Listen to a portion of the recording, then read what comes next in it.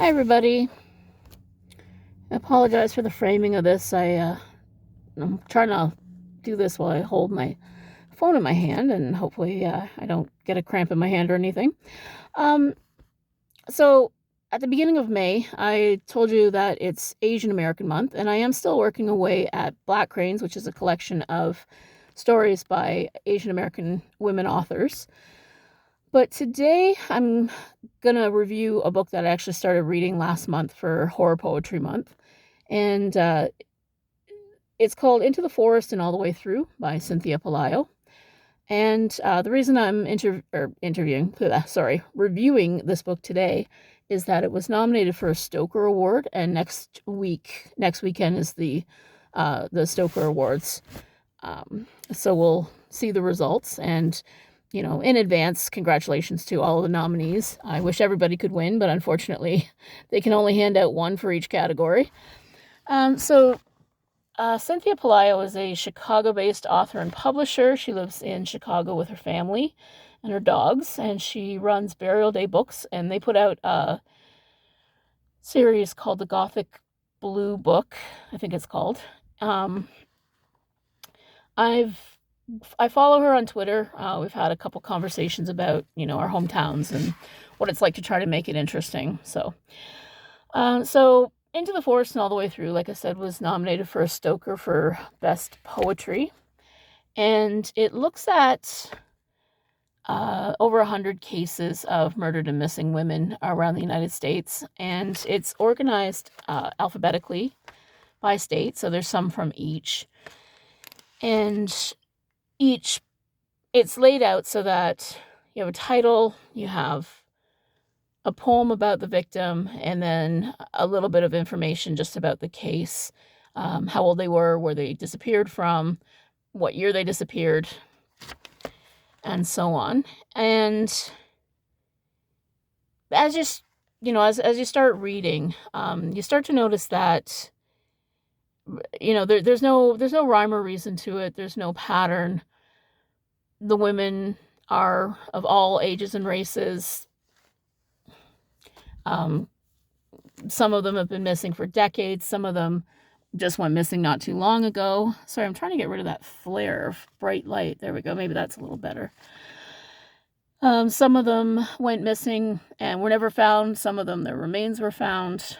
It's just all over the spectrum of what can possibly happen to a victim of violence, and it's really sad.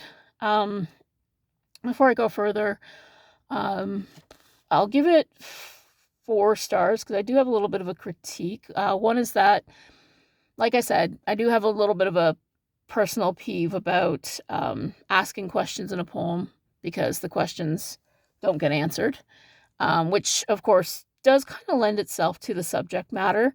I mean, murdered and missing women, that is just unanswered questions. I mean, there aren't any answers a lot of the time. And the other thing that I found distracting was the way that the sentences were sometimes laid out on the page, where you'd have a sentence, you'd be reading along, and then half the sentence would be on the next line, and then a new sentence would start. I just found that really distracting how it was laid out like that. So that could just be a fault of the ebook, or I don't know, because it might look different on the print book. I don't know. But I just found the layout a little bit distracting. Okay, so back to the poetry itself. Now, I'm not obviously technically any kind of expert in poetry. I just know how it makes me feel. And what I got a real sense of through these poems was each one of them, it takes a life, and the life is reduced to bits and pieces. And when you read a true crime book, something like Stranger Beside Me by Anne Rule, which is about Ted Bundy, or you read any book about a case, it often focuses on the bigger picture, and it focuses on the perpetrator. And we only get fragments about the victims a lot of the time.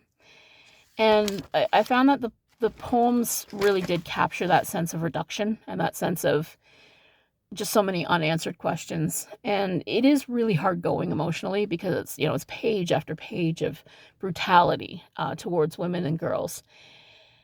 And then as you're going, you start to think, but what's on the page is only a small fragment of the numbers of victims of violence every day, every hour, that never goes away. And that's what makes it so hard to get through emotionally. And that's why it took so long to read, by the way. It's only, 140 pages, but it took a long time. And the other sense that I got, and this is going to sound a little bit strange, but I'm fascinated with road trips, whether it's stories or books or movies about road trips especially. And American movies about road trips are these sort of long, epic, brightly lit. I mean, even with really dark subject matter. Like I just rewatched the movie California yesterday. But there's always this sense of what's mundane mixed with what is exciting or undiscovered.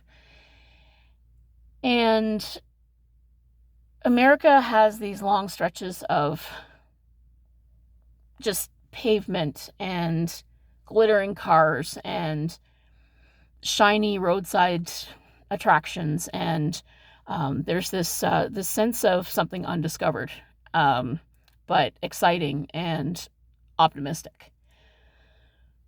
But the poems, because we're going state by state, it still had a road trip sensibility, and it still had a feeling of traveling from place to place, but it's not a shining and hopeful America.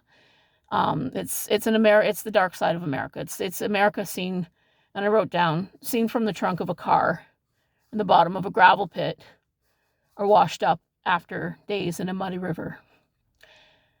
And that's a pretty grim heart of the human condition, and I think that the poems capture that pretty well. So that's my review. I hope that I wish Miss Pelayo and every other Stoker nominee the best of luck.